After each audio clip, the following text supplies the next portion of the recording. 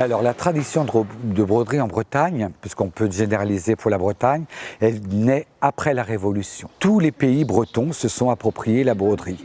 Et la transmission s'est faite par oral, ensuite dans les ateliers, notamment à Quimper, où des ateliers comme les ateliers Max Jacob existaient au bord de l'Audet et faisaient travailler des brodeurs qui venaient du pays bigoudin, mais aussi du pays glazique. Donc dans toute la région du pays glazique, vous aviez donc des brodeurs qui étaient à la fois tailleurs.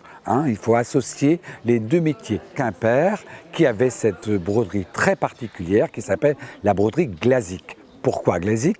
Parce que les costumes étaient faits sur des draps bleus.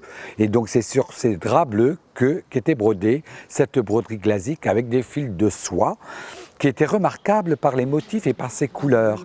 Et nous avons un pays tout à côté, qui est la commune d'Élian, qui aussi avait une broderie particulière très proche de celle de Quimper.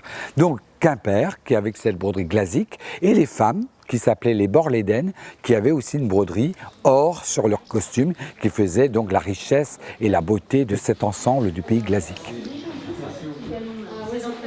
On travaille, le fil est dessous, on attrape le fil dessous. On travaille à l'envers en fait. On travaille à l'envers. On ne voit pas ce qu'on fait. De temps en temps, on retourne la pièce pour vérifier. C'est le principe de la broderie de la haute couture. C'est comme ça qu'on brode toutes les robes de haute couture. On a l'impression que ça ne tient, rien ne tient, puisqu'il n'y a pas la trace du fil, etc. Tout est à l'envers. Et le résultat est absolument magnifique. Ouais. Et ensuite, j'ai appliqué en dessous de ma ligne.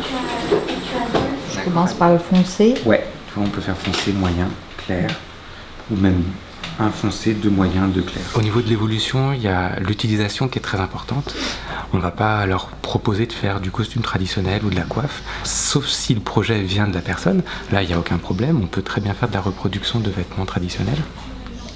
Le plus intéressant, c'est de respecter ce savoir-faire, mais de l'utiliser sur quelque chose de contemporain, d'actuel. Et ça va être brodé sur du vêtement, ça va être faire des bijoux brodés, faire du nappage, du linge de maison, en utilisant ces techniques traditionnelles, mais je veux dire actualiser, mélanger les matières, mélanger aussi les techniques. On peut très bien partir sur une broderie fil, l'associer avec du perlage ou l'associer avec des matières même autres qu'on n'aurait pas forcément l'habitude de travailler traditionnellement en broderie. Mon but, c'est de transmettre cette identité bretonne sur des choses beaucoup plus contemporaines pour susciter l'envie et pour que cette tradition ne meure pas. Parce que le but d'un métier, c'est de toujours aller dans l'évolution tout en conservant tout ce patrimoine que nos aïeux nous ont légué, au même titre que la musique traditionnelle, mais qui a évolué. Et bien moi, la broderie, c'est exactement dans le même cheminement.